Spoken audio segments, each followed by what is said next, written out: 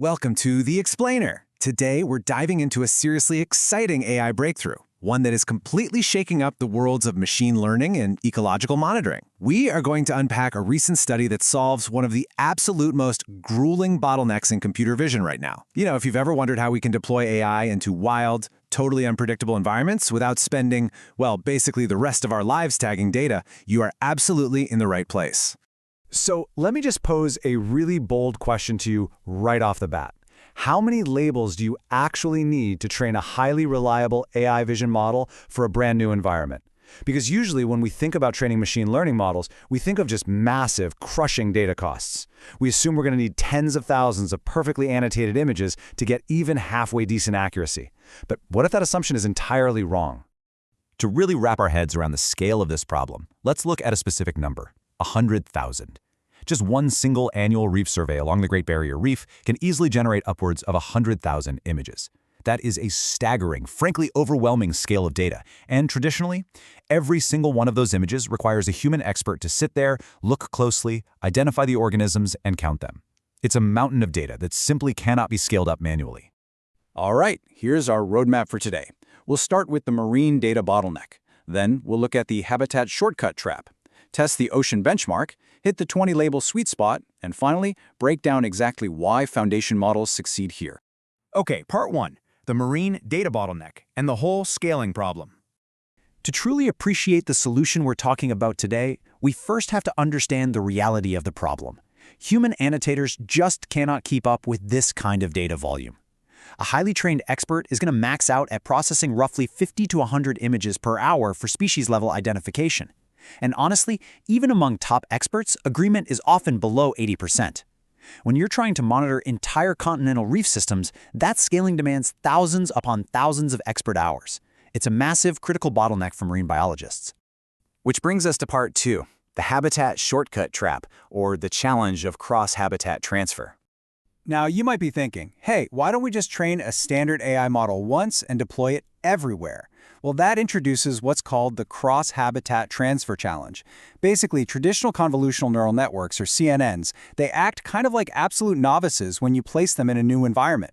Instead of learning what a specific fish actually looks like, its fins, its overall shape, its skeleton, they take the easy way out. They just memorize shortcuts, like the specific color of the water or the texture of the sand at that one site. And this creates a major trap. Picture a crystal-clear tropical reef, and then compare it to a dark, murky, temperate fjord. If you train a traditional AI on the clear water and then deploy it in the murky water, it completely falls apart. The massive visual domain gap, stuff like sudden changes in water color, low light, suspended particles, it renders standard computer vision models basically useless because the shortcuts they relied on are suddenly gone. So what does the ideal solution look like? There's this fantastic quote from the study we're looking at, comparing a foundation model to an experienced marine biologist. Think about it. An expert doesn't just get confused and forget what a fish is because the water's a little greener today, right? They've built up a deep internal representation of what distinguishes one species from another, completely independent of the site-specific conditions. That is exactly how we need our AI to function. Moving to part 3, testing the ocean benchmark across 5 distinct marine datasets. To systematically figure this out, researchers didn't mess around. They designed a really rigorous testing ground spanning 5 distinct datasets across 3 different oceans, and they covered fish, corals, and invertebrates. They basically created a literal difficulty gradient, pushing these models from the familiar, sunny Great Barrier Reef all the way to a cold, murky Danish fjord, just to see exactly how far these visual representations could actually stretch. And the dramatic difference they found comes down to the required parameters.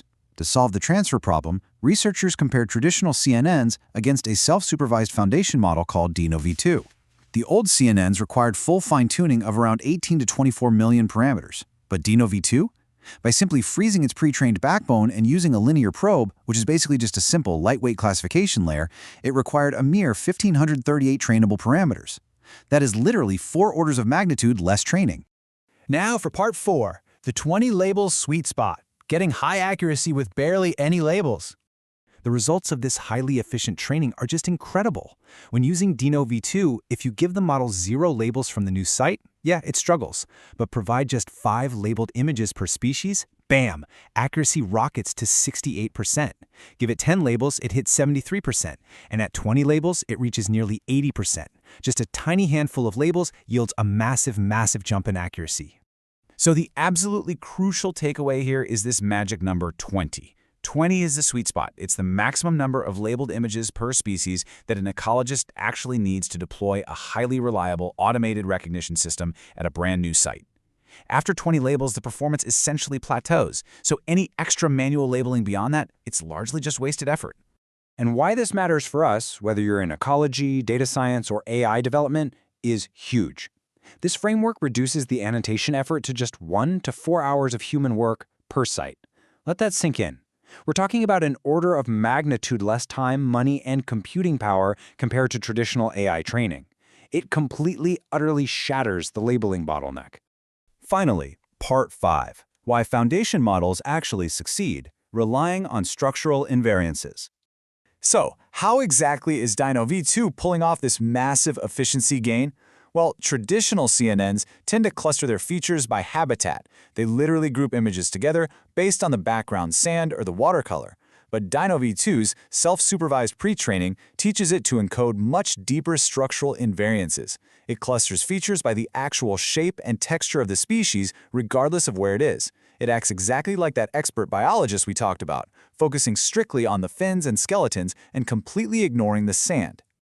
The practical workflow here is crazy simple. If you want to use this at a news site, here's what you do. Step 1, extract features using the frozen Dino V2 model. Step 2, manually label just 10 to 20 images of your target species. Step 3, train that tiny, lightweight linear head. And Step 4, deploy. You can literally do this entire process on a standard consumer laptop in minutes, zero need for specialized supercomputers. Which leaves us with this final, really provocative thought. If a frozen foundation model can master the chaotic, murky, entirely unpredictable underwater world using just 20 labels per species, how could this massive reduction in training data revolutionize other fields?